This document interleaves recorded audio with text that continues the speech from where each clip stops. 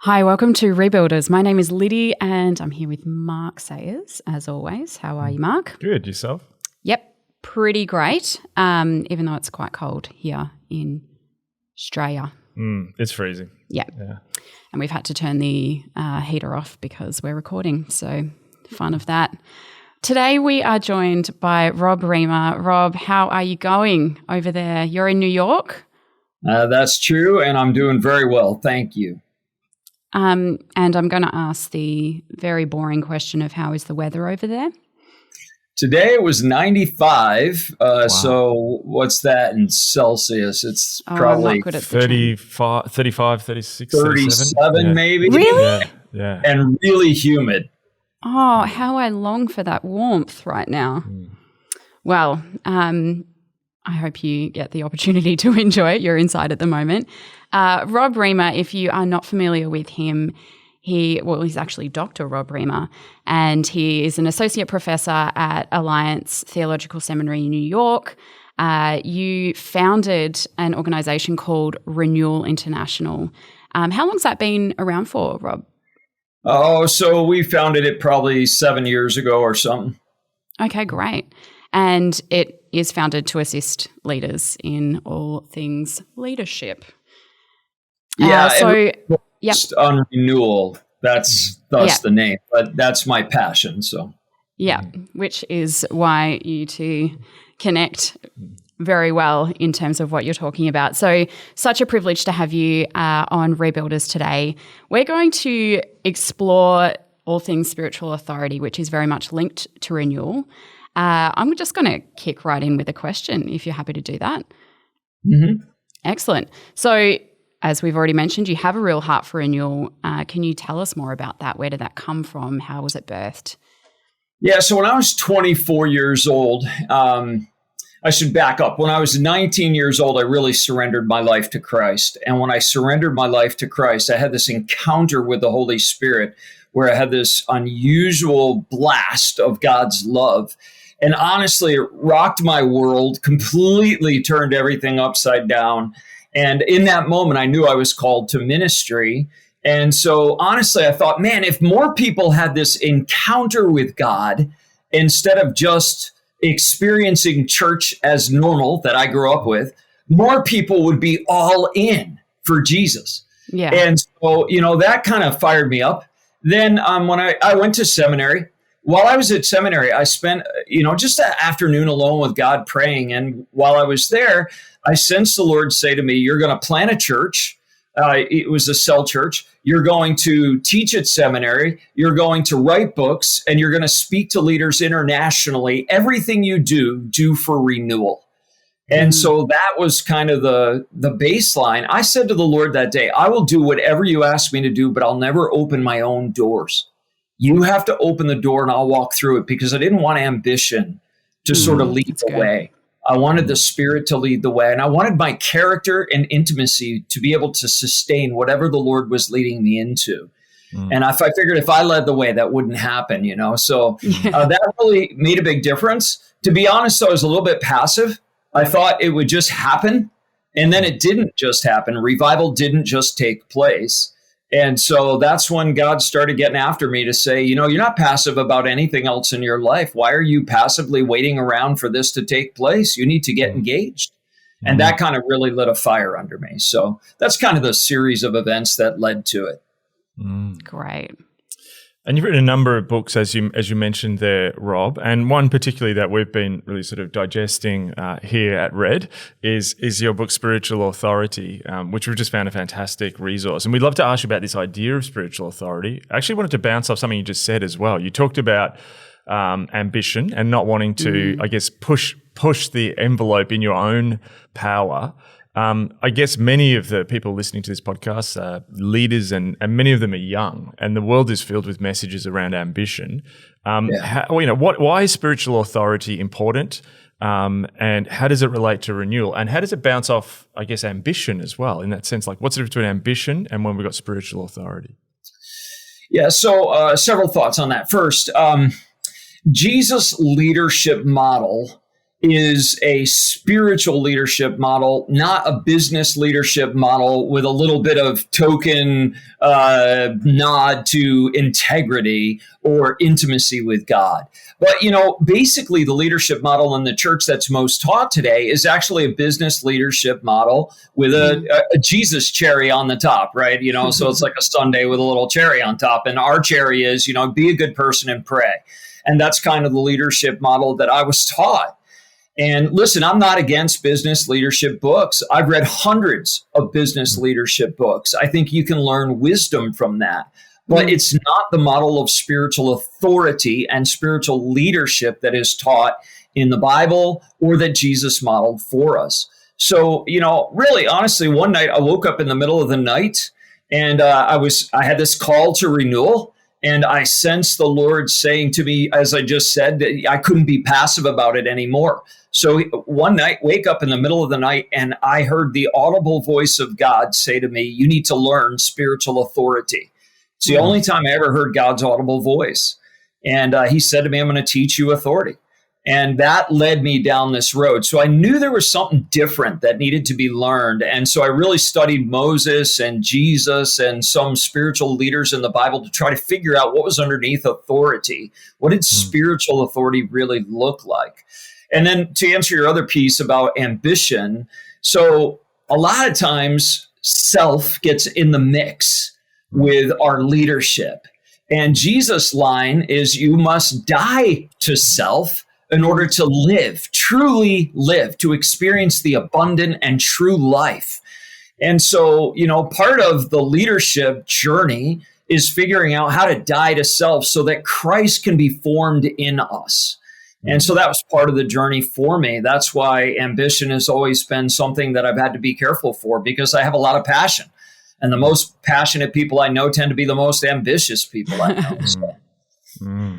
Yeah, good to heed that. It's interesting, we're using the word authority a lot, and obviously language can be quite loaded. The term authority can come across as quite negative to a lot of people. What's the difference between authority and being authoritarian? Yeah, so authoritarian or authoritative is usually considered domineering, right? So it's actually when someone, usually with ambition and pride, starts to turn up the power notches on their life. And now they start to control, versus spiritual authority is really using someone else's power, right? Authority is the right to use someone else's power. It's like a police officer, right? They're standing in the middle of the road. They put their hand up. What does everybody do? They stop. Why? You're driving a big car. You could easily have more power than they have, but they have the power of the government behind them. And we stop because of the badge represents the power of the government. And that's why we stop. That's authority. And so, really, authority is the right to use Jesus' power. And, Jesus gave his disciples authority to heal the sick, cast out demons, preach the gospel of the kingdom. And so we have to learn how to use authority. Otherwise, there's going to be a proclamation of the gospel without a demonstration. And that in the New Testament never happens. There's never a proclamation of the gospel of the New Testament without a demonstration of power. That is never heard of in the New Testament. That is a Western concept. Not far from here, about 15 minutes that way is the police academy here in Melbourne. I'm just thinking of your analogy of a police officer who has power conferred on them by the state. And so for many, I guess, people listening, there's a sense where they're hearing what you're saying. I want to have that spiritual authority. I think there's lots of people who feel that sense of, we're coming to the end of the business models not working, in that sense, because it's not cutting through in a secular culture. For those who are wanting to gain spiritual authority, does it happen like in an event, or do they need to go on a process? So like I think of the police academy forms people and processes people into being police officers. How does it work in that sense? Yeah, so the line that I use in the book, Mark, and that I really felt like the Lord was revealing to me through Moses and Jesus is this: spiritual authority is rooted in identity. It's expanded in intimacy, and it's activated by faith. And that's a process. That's not an event, right? Mm-hmm. So Moses is kind of my touch point for the beginning lesson of this.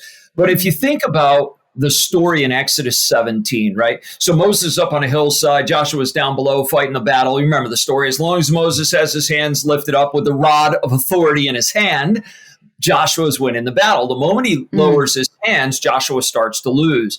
And I always think about this story in real human terms. I doubt Moses noticed this right away, right? He's an old guy. He's praying his heart out. He's tired. He sits on a rock, right? I think it was probably Aaron and Hur finally noticed and go, hey, Moses, every time you sit down, we're losing. You sit down on that rock over there. Let us hold your hands up. And so he's praying. And then at the end of that passage in Exodus 17, there's a line that I think really symbolizes spiritual authority. The line literally in Hebrew is a hand upon the throne. And I think that's spiritual authority. It's the capacity to touch heaven and change the outcomes on earth. That is spiritual authority. But, the question, of course, that story begs you to ask is, how did Moses develop a relationship with God that allowed him to touch heaven and change earth? And that's the intimacy piece.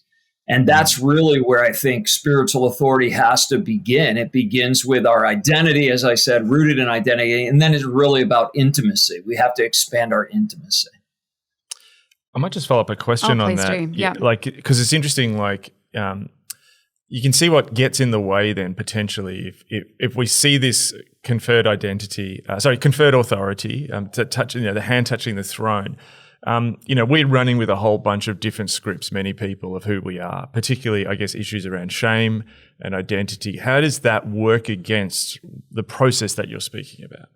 Yeah, so of course that's Moses' problem, right? Moses has boatloads of shame in his soul. I mean, there's the shame, first of all, that he's committed murder when he was 40 and ran from it, never really processed it. But there's shame in there since his childhood. I mean, he's 3 years old. His parents abandoned him. Listen, I don't care how noble the purpose your parents of abandoning you is. The bottom line is you're a 3-year-old. You know what? You feel rejected. You feel unwanted, unloved, abandoned. You can't make sense of that. So that's shame. You have the shame in your soul that he's adopted into a royal Egyptian household. Well, the reality is he's not treated like an equal. He's a slave kid. And the reality in scripture was that Egyptians wouldn't even eat with Hebrews because they hated them. And so this is the prejudice that the guy grows up under. So he has all this shame formed in his soul. So the very first time he meets God face to face, right? God actually reveals his name to him in the Exodus 3 encounter of his call. And when God reveals himself, he says, I am the God of your fathers, Abraham, Isaac, and Jacob. Moses hides his face. That's shame. Think about Adam and Eve, man. When Adam and Eve are in the garden, when they sin, the first thing they do is hide, right? And so the problem with shame is shame always creates intimacy barriers. And it creates barriers between us and God and us and others. And shame is an identity-based issue that is manifest in community. So you have this identity-based wounding, and then it ends up manifest in these relational barriers with God and others. And so in order for us to get to the place where we're really rooted in identity, you have to uproot shame. That's good. Which can be a very confronting process. But I haven't read all of your book, but the parts that I have read are so gentle in the way that they invite people, leaders, into considering what that looks like to have intimacy with Jesus, but also work through a lot of that deep identity stuff.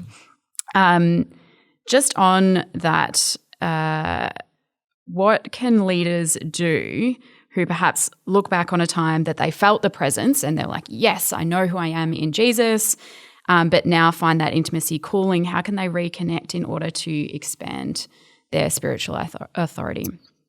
Yeah, so one of the pieces that I would start with is to say, if you have barriers between you and God, to try to figure out what they are, right? So one of my most important practices, truthfully, is when I start to feel some sort of hitch in my relationship with God, some sort of barrier, some block, I get alone with God. And I usually get a block time. There are things in your relationship with God that you can accomplish in a block of time that you can't accomplish in a regular devotional period of time. You need a longer period of time. Now, the Bible calls, we call these retreats, right? So people go on retreats, they go to the desert and so forth. Jesus is modeling retreat for us all the time. He is constantly getting away, right? So you see Jesus getting up in the middle of the night and praying in the Gospel of Mark. You see Jesus going up onto a mountainside while it's early in the morning and he prays. You see him getting out into the boat. He's constantly going to places where he can be alone with his Father. And I always think if Jesus, the eternal Son of God without sin, needed to retreat, how much more the rest of us, mere mortals, who have lots of sin in our souls, right? So for me, the first place when I feel something amiss or off or out of alignment in my relationship with God, the very first thing I do is schedule a block time alone with God to figure it out. I go after it with all my heart.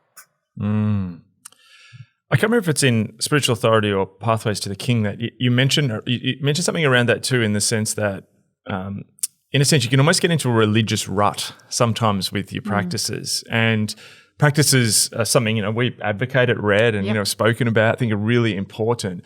But also just noticed in the last season, there was a lot of people who want to push into renewal, started doing practices, and many of them discovering for the first time. Then the pandemic hits and it's like, it's hard to do the practices that you always did. And there's almost this pattern break. And a lot of people actually have struggled to reconnect with God. It's like, I'm just going to do the same pattern and I'm going to expect that, the same results happen. How can sometimes good religious patterns become overtaken by the spirit of religiosity, if that makes sense? I remember you making a comment about that. Yeah, so my comment is when your routine becomes a rut, you become religious. And so one of the keys really is to change up your routine. When your routine is really not working anymore, one of my key sort of indicators in my relationship with God is when I feel like I've hit a plateau. I'm flatlining. Anytime I hit a plateau, I need two things. One, I got to get alone with God in a larger block of time. So there's going to be some level of sacrifice, whether that's a retreat or a watch in the middle of the night, or I might have to go on a fast, but I'm going to do some sacrifice. And two, I know I need to change my rhythm because my rhythm has become too much of a rut and it's not working anymore. I'm plateaued. And so literally what I do is I get alone with the Lord. I just think theology 101. God is smart and he knows stuff I don't know. So I sit with the Lord and I say, okay, what do I need to change? What I'm doing is no longer working. And you know what? It used to work. These things I was doing, I was growing and now all of a sudden I'm flat, right?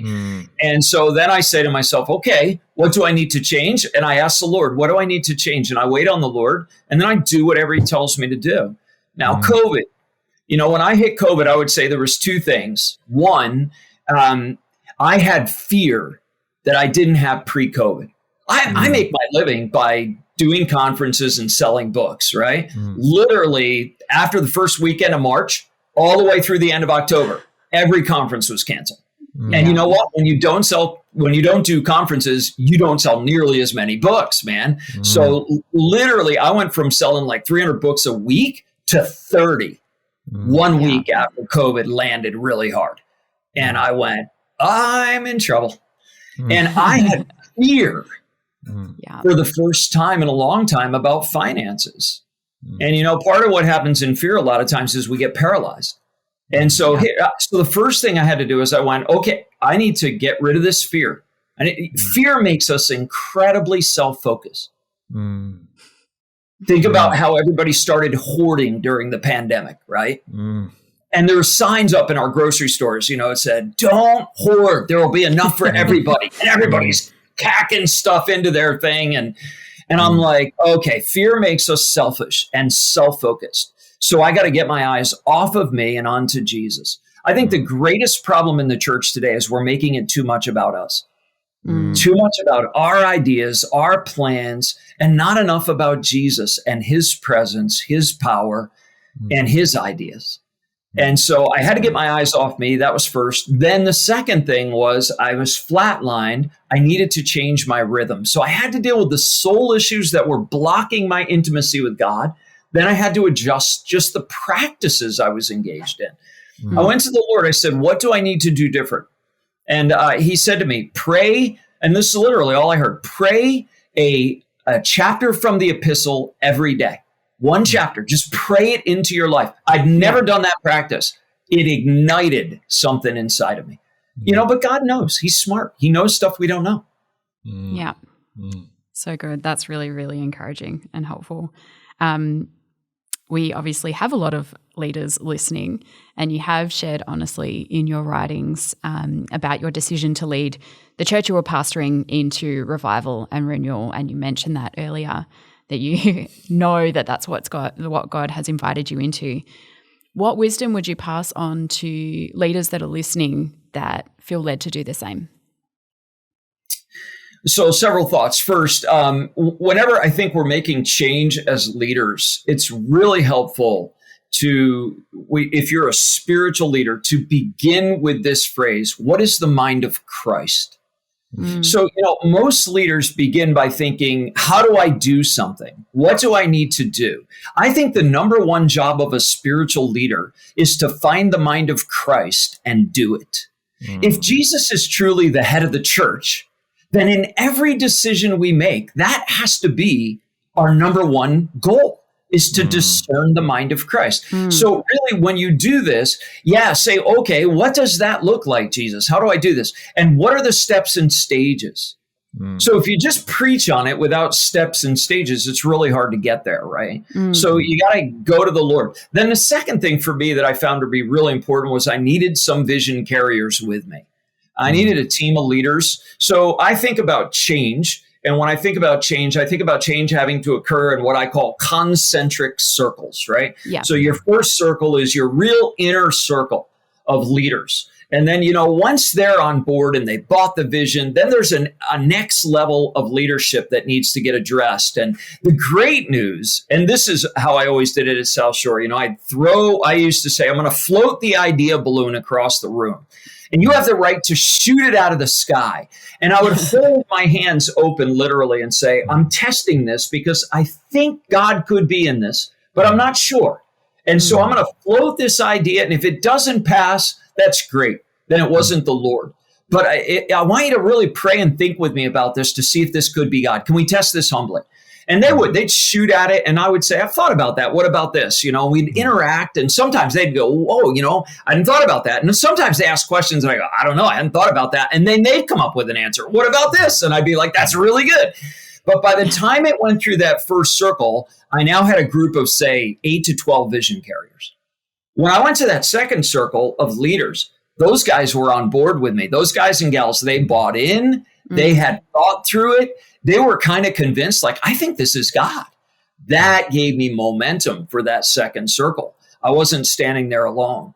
And we did the same thing. We're to float the idea balloon, shoot it out of the sky. We'd end up in these robust discussions. Sometimes it got shot down at the end of the second circle.